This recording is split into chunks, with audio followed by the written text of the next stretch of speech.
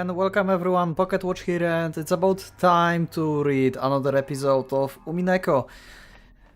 Another part of the story, so without further ado, let's just go to it, shall we? We're starting with Kraus, which sounds kinda cranky. And we know all why. Because of the meeting. まさかお前たちは親父殿の黄金伝説を本当に信じているのかね Okay, so they're actually talking about the Legend of the Gods as well. 魔女が黄金を与えた云々はさすがに信じねえさ。だが黄金の話だけは間違いじゃない。Okay, so you believe that he got a gold, but not from the witch. お父様が出自不明の金塊を持っていたことは複数の筋から確認されているわ。Oh, it's been confirmed. Okay. 死んだマルソーの会長は生前、お父様に某所で積み上げられた金塊を実際に見せられたという。When kids were talking, we had only assumptions. And we see here it's actually been confirmed that there is a gold.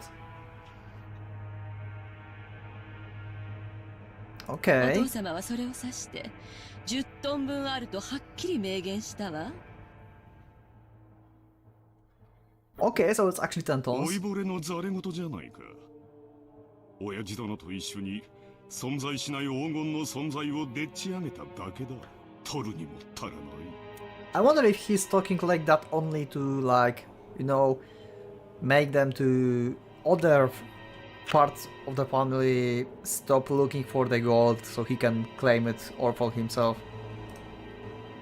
存在線黄金にあないな軍資金は集まらへんで会長さんは生前その真摯なお人柄であれだけ大勢の財界人から尊敬を集めたお人や詐欺の片棒なんか担がへん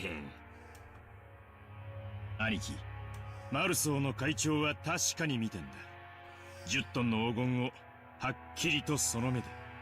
しかも親父はそのインゴットの一つを任意で抜き取らせ、会長に持ち帰らせて鑑定させた。それは10キロのインゴットで、鑑定結果は純度49。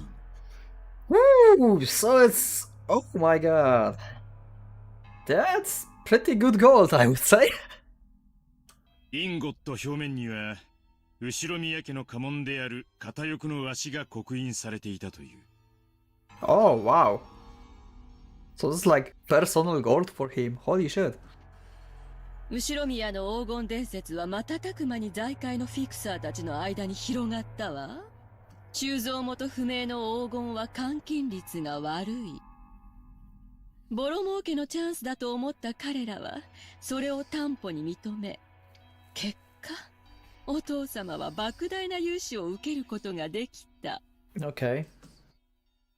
バカバカしいにも程があるじゃないかお前たちはいくつになるんだまだそんな子供の頃のおとぎ話を真に受けているのかね第一その10トンの黄金の証拠はどこにあるんだ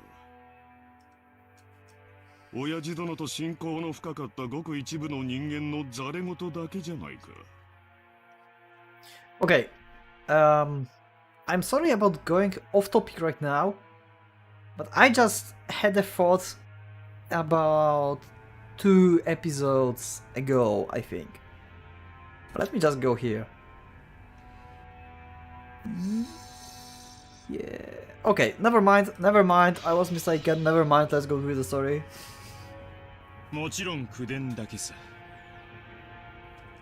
でもよ兄貴、親父が調達した莫大な金はそれに見合う担保が必要だった。仮に黄金がデマでもそれに匹敵する価値あるお宝を親父が見せたのは紛れもない事実じゃねえのかい都市空間の親父殿が作った黄金幻想さありもしない黄金をあるかに振る舞いスポンサーたちを騙したんだ一世一代の大博打だったのだろう Could be, but I actually believe that gold really exists.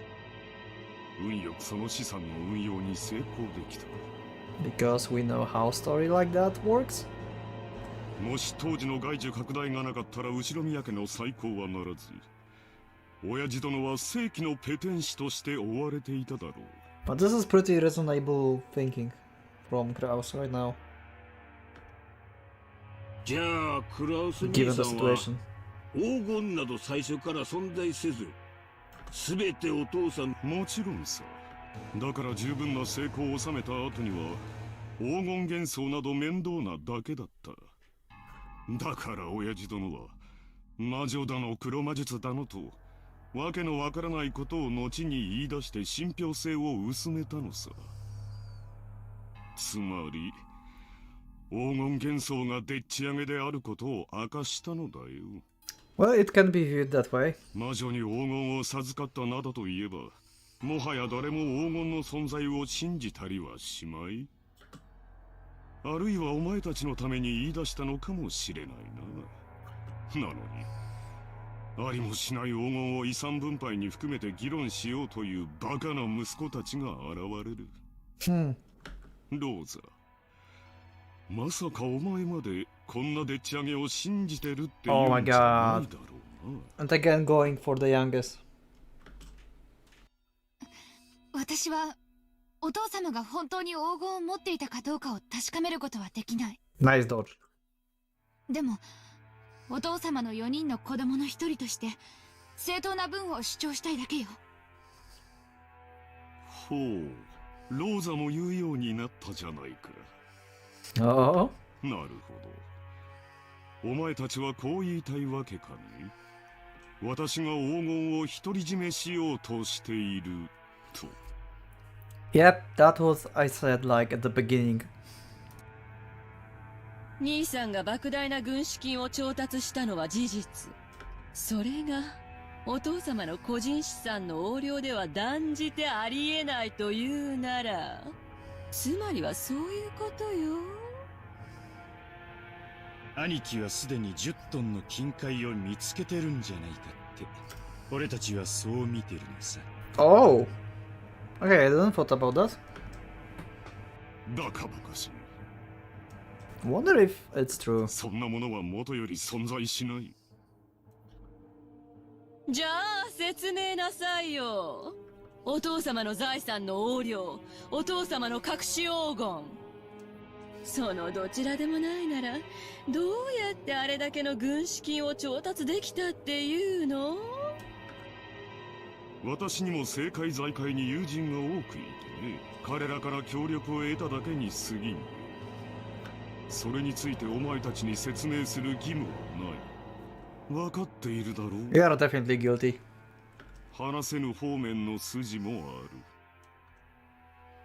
兄貴がそうだと言い張るんならそれでいいさ。でもよ兄貴、親父は長くない。来年の今日まで生きてるなんて誰にも保証できねえんだぜ。I'm kinda thinking that it's not relevant at all. I think that Kinzo will live like through the whole the series. That's what I think. Like, I don't think he could die just like that. He seems to be too important for the story. Well, actually, it's for next year, so the story may be like for a week. So he will not die, yeah. That makes sense. I think.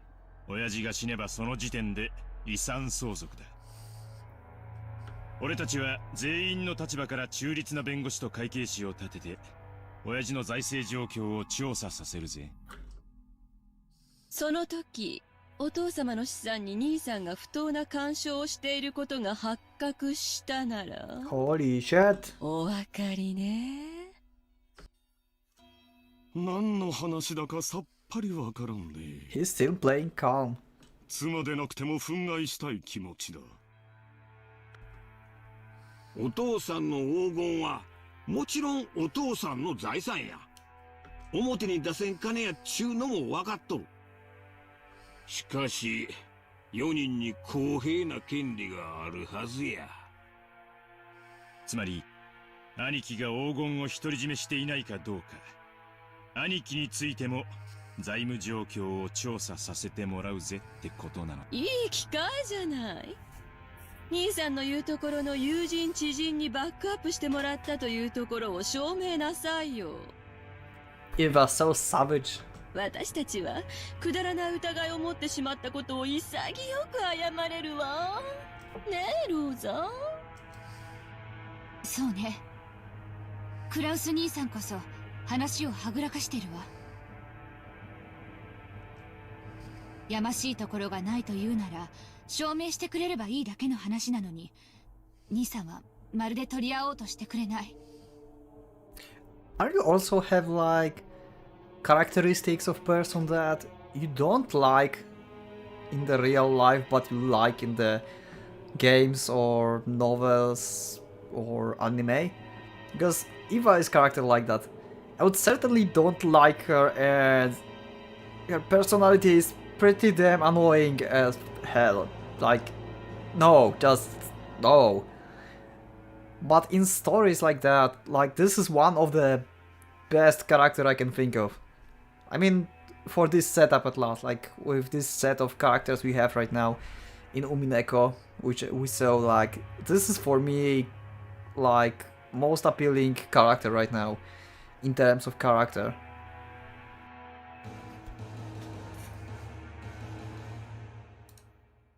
だがまあ兄貴の立場にも配慮するさ。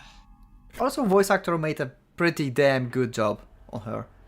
親父の名代ということで俺たちより一つ多く責任を背負ってるところもあるだろう。今まで散々気楽に過ごしてきた俺たちがそれを察しないでブーブー言うのはこりゃフェアな話じゃないぜ。ほう、さっきから落とされたり持ち上げられたりと忙しい。 Why not both? 本題に入りたまえ。つまりな、お父さんの財産をあれこれ調べて重箱の隅をつっつくんはブスクラウス兄さんの言う通り、うまく説明できん金の動きもあるやろ。そこを理解した上でわしらは兄さんに相談を持ってきたんや。お互いにとって悪うない相談や。相談？ほう。遺産分配時に今日まで親父の面倒を見てきてくれた兄貴のご苦労を最大限に汲み取り、分配に寛大な理解を示そうってことさ。間違えないでよ。別に私たちの権利を放棄するって言ってるわけじゃないのよ。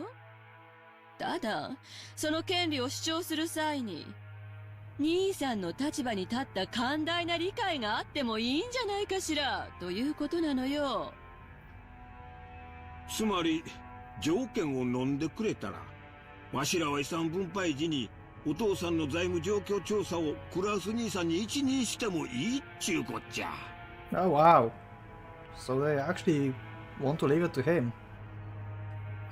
All of the siblings from Eva downward suspected that Kraus was trying to steal their father's wealth. So letting Kraus report the state of that wealth was extremely contradictory and a huge concession. If, as they claimed, Kraus was actually embezzling money, Kraus would be able to hide that fact. Besides which it would be possible for him to control the distribution of the inheritance in a matter favorable to him. Kraus, realizing that this sounded too good to be true, couldn't help but to feel suspicious. Yeah. He couldn't help but worry about what they would ask for in exchange. ほう、信用ゼロの私に長兄としての信頼を返してくれるというのか。その見返りは何だね。 Okay, what did they want that's actually worth that much money? 同じ兄弟としての公平な権利さ。俺たちの兄貴は親父の財産をかすめ取るようなやつじゃない。だがしかし兄貴に融資するパトロンも存在しない。 This is suspicious. Are you going to like make investigation by your own and actually backstab him, basically, later on? となりゃつまりこういうことなら兄弟は納得するわけさ。兄さんは10トンの黄金を見つけ、それを担保に軍資金を作った。そう、お父様がかつてそうしたようにね。Well, I still... That makes no sense, actually. I mean, the wording here. Because he found 10 tons of gold. And he did like father in the past. Like, Kinzo got 10 tons of gold and he used that. So how is it that right now there's still 10 tons of gold? Wouldn't it be like you found the gold or something? Yeah, that doesn't make sense. Like 10 tons of gold like before and 10 tons of gold is still left behind. That doesn't make sense. I didn't like recognize this before. Until like this part. そういうことならお父さんの財務状況におかしな点は一切あらへん。クラス兄さんはずっとお父さんの世話をしてきた高校息子や。そないな人を信用せんわけにはいかへん。Wait, what? Okay. 回りくどくて分かりづらいな。もっとはっきり具体的に言いたまえ。条件の一つ目。Okay. まず兄貴は親父の黄金を見つけていたことを認めること。ありもしない黄金を私が持っていると認めろと。Basically, yes. 条件2、その黄金について兄弟の取り分を認め、これを支払うこと。バカな。ありもしない200億の黄金について一人頭50億、合計150億を支払えというのか。バカバカしい。Yeah, they expect that. 最後まで聞きなあれ。そない大金出てくるのは分かっとる。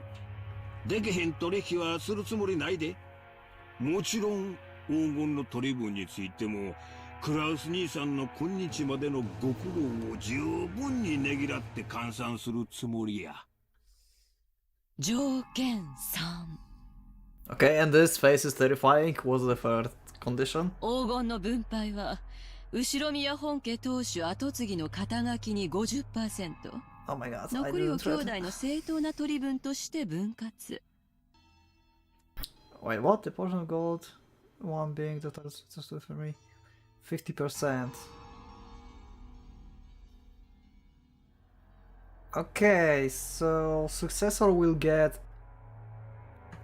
So this is like... If there's 10 tons of gold, then successor gets 5 tons, and other 5 tons will be shared between the rest of the sibling. So for the 4 people, am I right? 3 people. もちろんクラウス兄さんもこれには含めるわよ。 Oh, it includes... Oh yeah, because successor is not Kraus.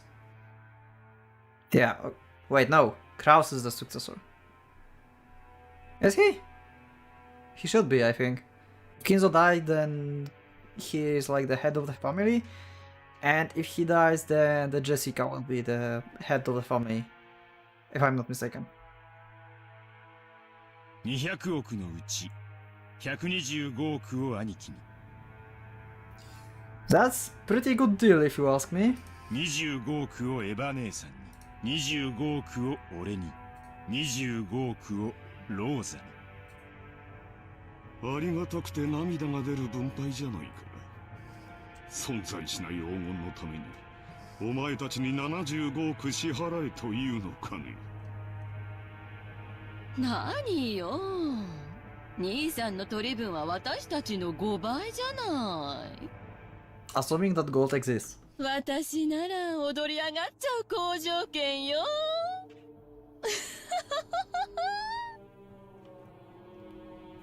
条件の4。 Oh shit, there's more. 分配金は親父の死亡時に遺産分配に含めて清算する。Well, that's That's actually normal. ただし血気金として俺たちの取り分の 10% を即納してもらう。 Wait, what? Okay, so instantly, okay. 支払いは来年3月までだ。どやクラウス兄さん、お父さんの財産をめぐる信頼を回復する絶好のチャンスやないか。さすがに75億の大金はお父さんが亡くなったからやないと無理やろ。だが手付けの7億半はなんとかできんこともないんとちゃうか。半年で7億ってのはちょいとしんどい話だが、政界財界に友人が多いってのが自慢の兄貴ならなんとかできるか。 Ooh. Wow, they taking his claim against him. 本当なら今すぐ75億を一括で払ってもらいたいところよ。 Sure, Eva. でも兄さんの立場に配慮してとりあえず1割を納める誠意を見せてくれたら、残りの9割は遺産分配時に持ち越してくれていいってことなのね。1割程度の誠意なら兄さんにだって示せるんじゃない？親父殿の財政状況調査を私に一任する権利を7億5千万で売りつけようというのかね。Oh, yeah. If the girl doesn't exist, that's actually kinda true. 上等じゃないか。この私に取引を持ちかけられるようになるとは。これらを兄さんが飲むなら、私たち兄弟はお父様の財産状況調査を兄さんに一任する。ただし、その調査結果は公弁の対象となる。Scrutiny. What does it mean?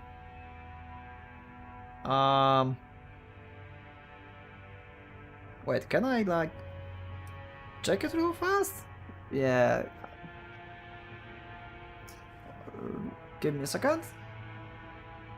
Okay. I had to Google what the hell was that. 当然よね。75億分、私たちの取り分が減るように調整されちゃったら悲しいもの。原則的に文句は言わねえつもりだ。兄貴が綺麗にやってくれたならそれでいい。よっぽど露骨なことをしなけりゃ俺たちはことを荒立てるつもりなんかねえんだぜ。俺たちだって早く遺産が欲しい。いつまでもグダグダして取りっぱぐれたくねえんだ。公弁された場合の再調査は誰がするのかね。兄さんでいいわ。多分これが兄弟で合議する最初で最後の機会だもの。そんなことにはならないと信じて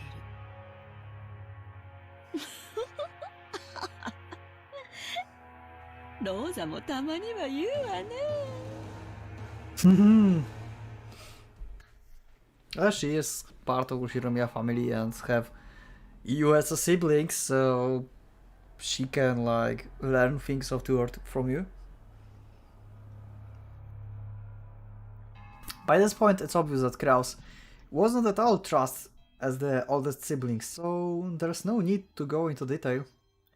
The formerly tyrannic oldest brother had always abused his privileges and violated the other siblings' shares. It was in response to this that the other three, now adults, were finally teaming up and striking back for the first time. 申し訳ないが、条件はまだ続くんや。Wait, there's more. 条件5。Really? How many conditions are there? この取り決めはお父さんの遺言状に優先する。Oh. Wait, so... Yeah, that's another thing I want to Google. It's basically telling us that it have like importance before father's will? Precedence. Okay,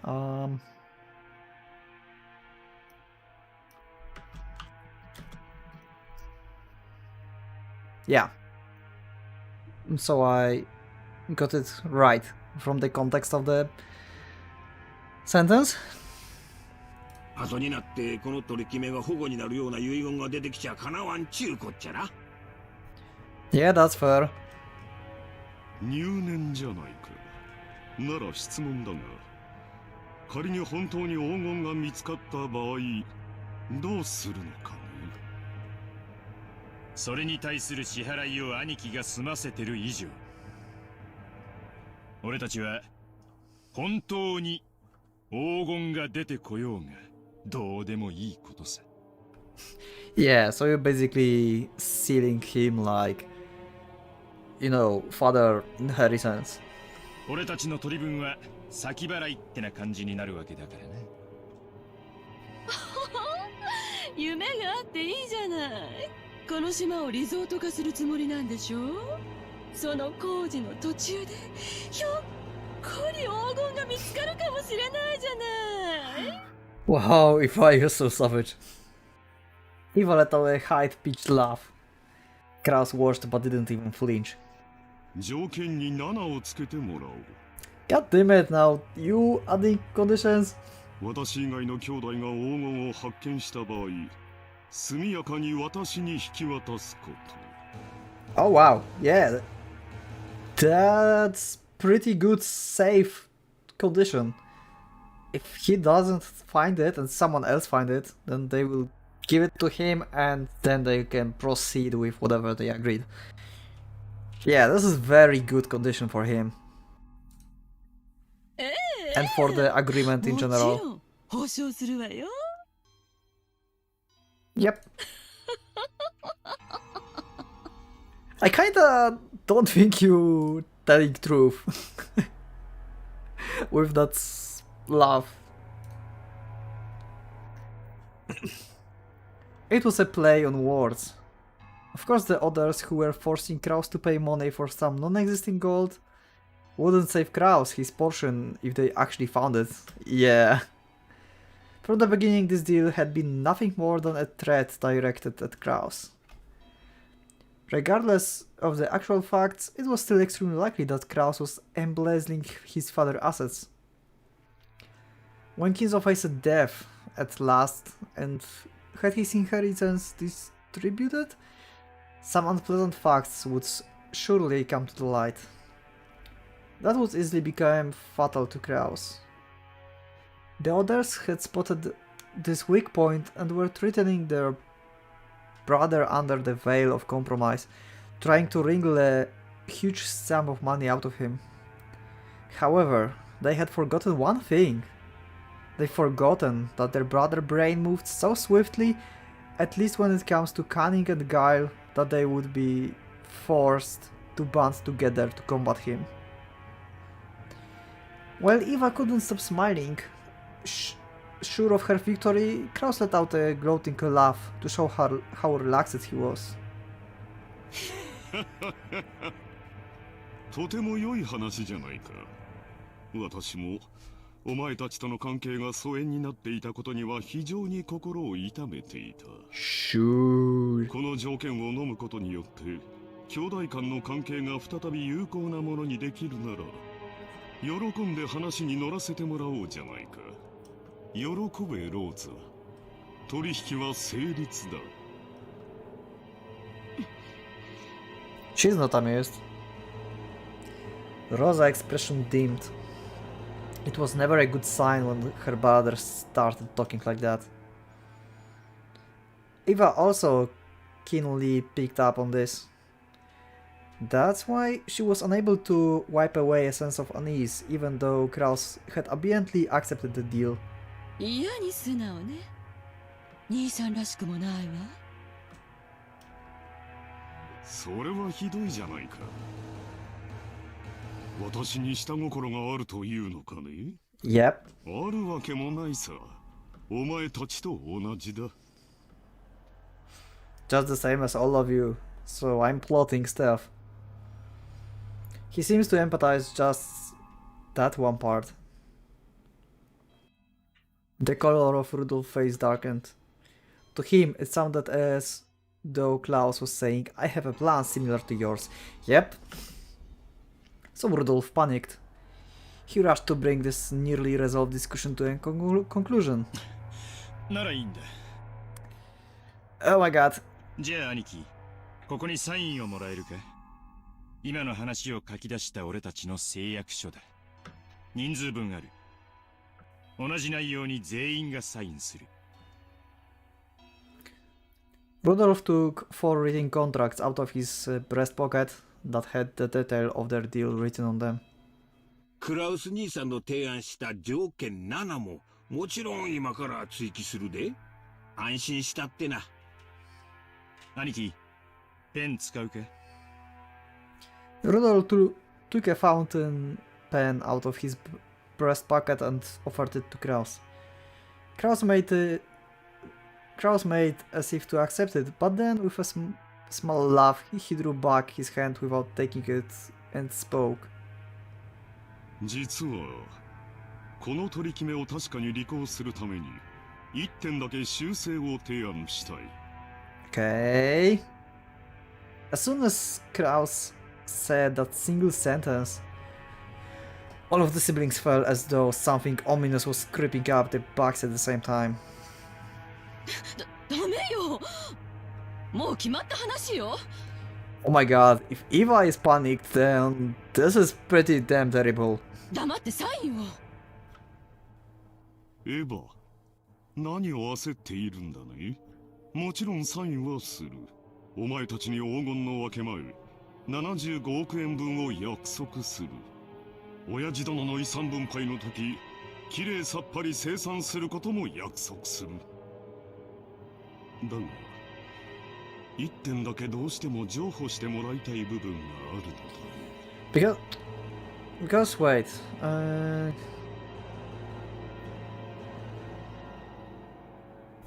promise share of the gold going to be, yeah, because this whole contract is about gold, right? So if he make it up that gold doesn't exist at all, then he don't have to pay it, right? Or they said like he will have to pay it anyway. I need to go back. I think they were talking about this. Maybe I didn't took like enough attention on this. 何の話だよ。どの点が気に入らねえってんだ？分け前の1割、7億5千万円を即納する点だよ。Why? お前たちの指摘通り、私の財政状況は決して裕福ではない。数々の先行投資によって未来に必ず回収できると保証されながらも、今のこの時点では火の車であることは認めなければならない。つまり、今すぐに動かせる金は全くないということだ。私は無能で詳細の嗅覚も鈍い。お前たちの言うところの弱り目の私には、7億半も半年で動かせる力はないということだよ。This is some of reverse psychic stuff. そんなはずはないでしょ。いい加減なことを言ってこの場をごまかす気？遺産分配時に全て一括で清算する。1割を即納する条件を削除したまえ。それが私にサインさせるための唯一の条件だ。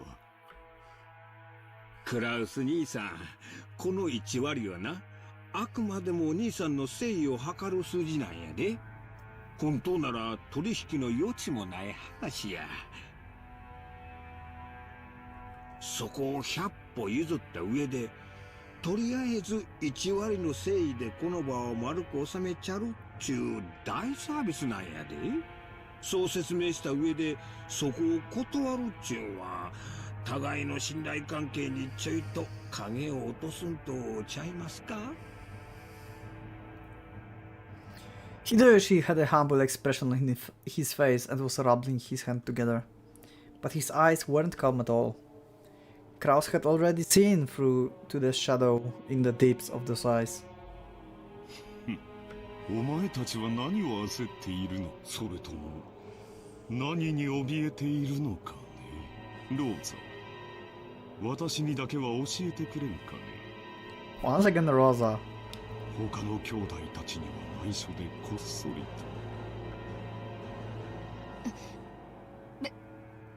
別に私は。よせよ兄貴。俺たちは兄貴がサインするかしないかしか聞いてない。妙な勘繰りも交渉もなしで。Yeah, exactly. Be like adamant with it. Just this is contract. You take it or not. ほう、私には交渉の余地もないと。立場が弱いのは私の方で、公平な関係ではないと、そう言いたいのかね。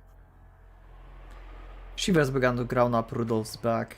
He began to feel himself getting overwhelmed by the height of his brother completely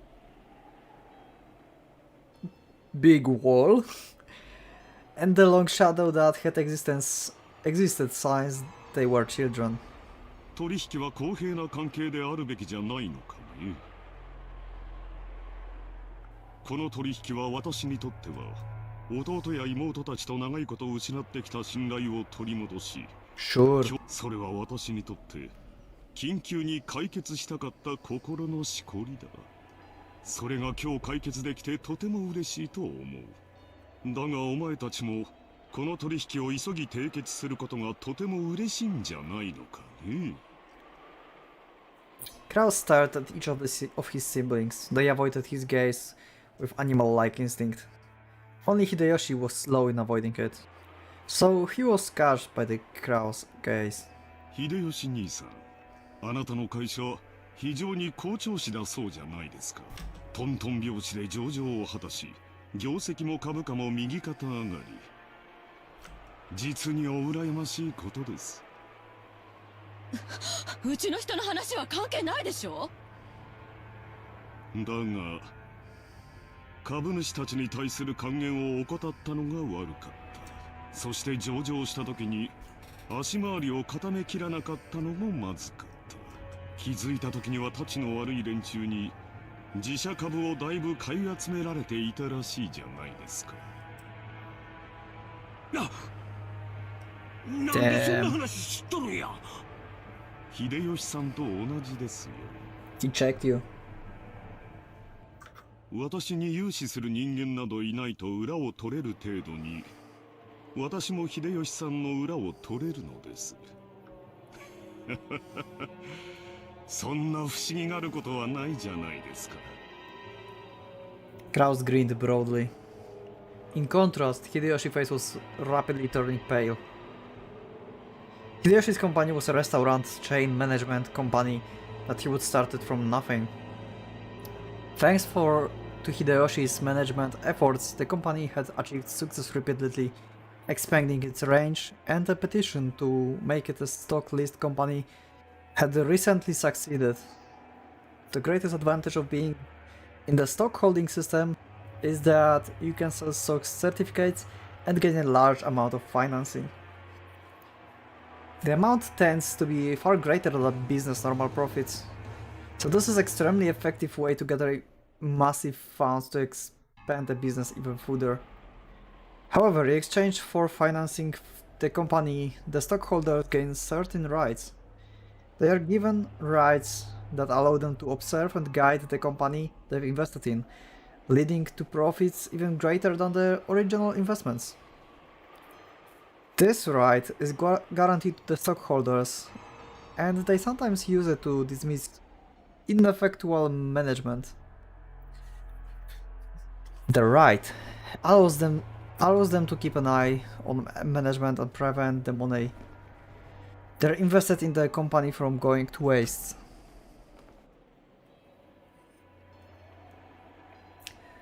However, if they use it forcibly, they can eject the former management and take over the company. After all, dismissing management and nominating new managements are powers held by the general body of all shareholders. The power is determined by the majority decision of stockholders, and people who hold more stock get to cast more votes. In other words, if some person or group holds a majority of stock, they can freely chase out the old management and make the president any way they would like. If they want, it's also possible for them to make themselves president. Most companies take various defensive measures to stop malicious people from buying up their stocks and treating their position.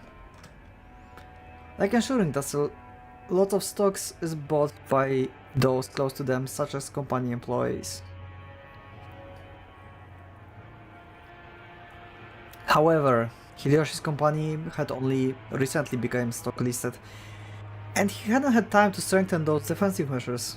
Or maybe Hideyoshi was so engrossed in the management of his company that he couldn't properly understand the dangers of being stock listed.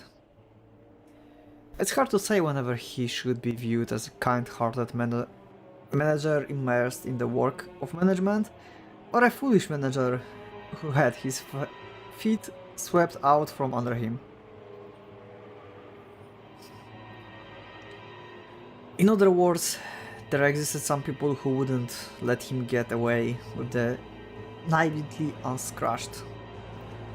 They began repeatedly buying up stock Hideyoshi's company, rapidly gaining such strength they couldn't be ignored.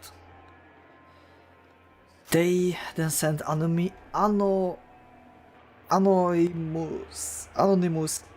documents to the shareholders in an attempt to gain control of majority. The documents read: the current management continues to make pointless investments and is ignoring the needs of the stockholders. Let us force the current management to retire and cut current wasted investments, and let this company be born again as one that gives more back to the stockholders. It's very difficult to make the actual state of the company management known. The fruits of Hideyoshi's sleeping nights and constant concern for his company were cruelty disordered, and he lost the trust of his stockholders. Thanks to these efforts, the group had almost culled a majority of the company's stock. At that point, even Hideyoshi noticed and started to buy back the stock, but the stockholders realized that the company was undergoing the acquisition maneuver, and each demanded a ridiculous price for the shares that Hideyoshi was trying to buy back. They continually tortured Hideyoshi, who had no leeway on the negotiation of the price. One of the certainties of capitalism is that the price will rise when two parties vie for the same thing. And one of the certainties of democracy is that the majority controls everything. So in the end, whoever managed to buy the most stock wins. Underput, whoever has the most money wins.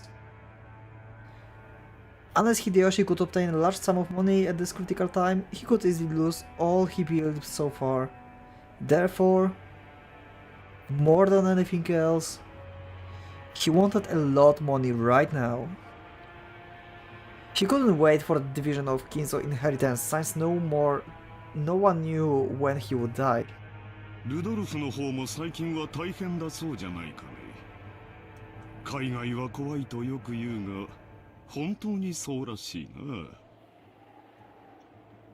な。アメリカの裁判は極めて感情的に決まる。彼らは外国人に寛大な判決など出しはしない。先方と和解した方が結局は安上がりになると弁護士に忠告を受けたんじゃないのかね。何の話？いや、まあ仕事上のトラブルさ。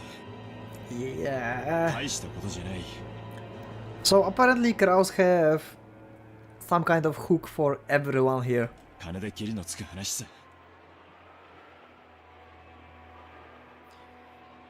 Kiri immediately guessed the meaning behind the subtle expression of Rudolph's face. Her husband had gotten wrapped up in some kind of trouble without her knowledge, and had been worrying over it alone. その通りさ。世の中なんだって金で蹴りがつく。失った兄弟の絆だって買い戻せるようにな。アメリカは権利侵害などにはうるさい国だ。だが金さえあれば何でも和解できる。資本主義万歳だよ。もっとも和解金は数百万ドルにも及びそうだとの噂もあるがね。Ah. Rudolf had been built a large amount of wealth with a certain type of niche industry. However, a niche is a niche. It definitely wasn't a business exposed to the light of day. An American corporate giant was trying to accuse Rudolph's company of violating their rights. For various reasons, it was tough. It was thought that victory for Rudolf Industrial would be extremely unlikely, and he was being forced into all-out surrender. But even so, there was a way for this to be resolved with money. If he could just pay money, it might still be painful, but he would be able to pick himself up. If he didn't pay, he would lose everything. Therefore, more than anything else, he wanted a lot of money right now. ローザは清く正しい妹だ。だが、お人よしな性分が災いしたんじゃないかね。連帯保証人は気安く引き受けるものではないと思うがね。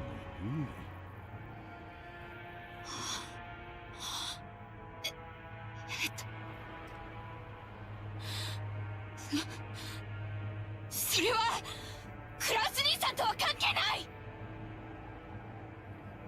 Damn. Rosa uncharacteristically liberated her emotions and yelled. After all, no one was supposed to know that. As Kraus watched her, he let slip a muffled laugh. Without expectation, every one of them, more than anything else, wanted a lot of money right now. In other words, this situation had been reversed. After all, the person the younger siblings were threatening was only one who had no urgent needs for a large sum of money. The other three, however, wanted a lot of money quickly, no matter the cost. In other words, the longer it took to establish this deal, the better position Kraus would be in. Kraus was extremely sly. He had known of their Achilles heel from the beginning. Even so, he had not been certain. Therefore, he had hidden his knowledge until the very end, striking back only after analyzing their attitudes. 私もできることなら、可愛い弟や妹たちの危機に金を工面してやりたいと思っているよ。Kraus is genius. だが、残念なことに持ち合わせがなくてね。7億半もの大金が工面できるスポンサーに心当たりがあるなら、先にそちらを当たってもらいたいのだよ。Kraus' elated words were so obviously detached from what he actually felt. The other siblings could do nothing more than listen, grinding their teeth. If they could think of a sponsor that convenient, they wouldn't have kept up this charade. They had entered this huge battle specifically because they had exhausted all of the other options. もしお前たちがどうしてもこの兄を頼りたいというなら、私の口利きでスポンサーを探してやってもよいのだがね。おっと、私にはそんなものはいないと言っていたか。Oh my god, he's going like everything around. それではどうにもならんね。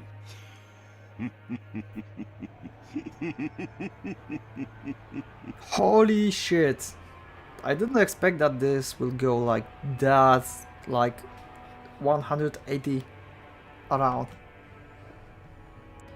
Kraus' low, gloating laugh began to fill the parlor. The younger siblings, who had been driving the oldest brother into a corner until a moment ago, could do nothing more than grimace and grin their teeth. エヴァ、冗談じゃないわ。兄さんに借りなんか作れるもんですか。 Damn. 冗談じゃない。冗談じゃない。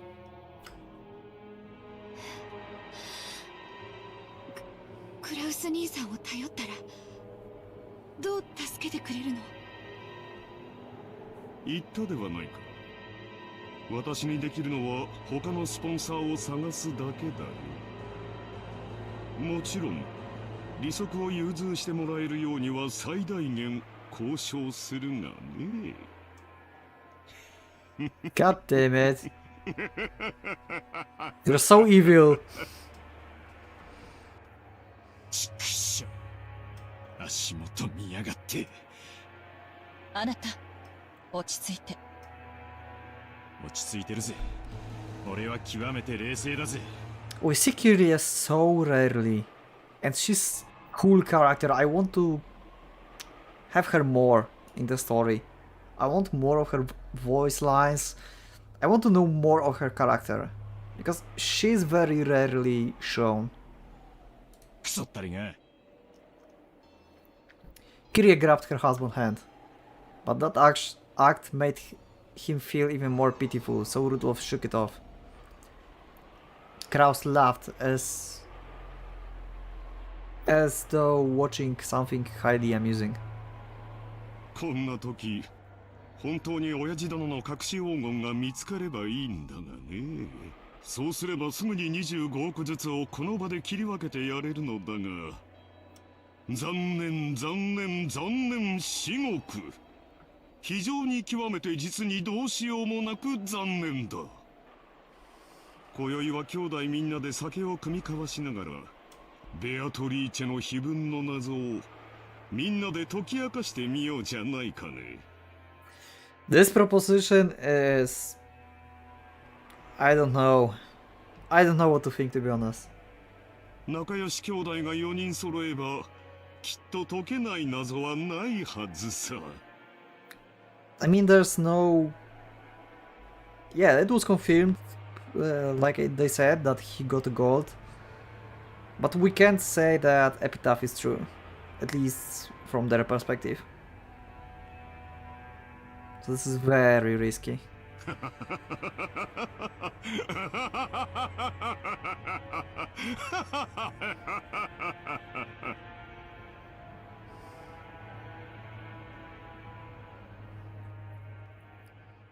Oh wow. It was 50 minutes episode. Yes, I'm ending it now. Oh wow. That was long and holding in chair actually. I'm kinda tired of reading though. I mean, I can't even talk properly anymore. So yeah, I think I will just end here and I will see you in the next one. If you like the video, then like the video, you can share it with other people so we can have more people talk in the comments, like share more comments. And I will also make probably video about the other visual novels I would make. So yeah, you can look forward for this video, not sure when I will put this on though. So yeah, that's that for now, and thank you, and I will see you in the next one. For now, Pocket Watch is going out.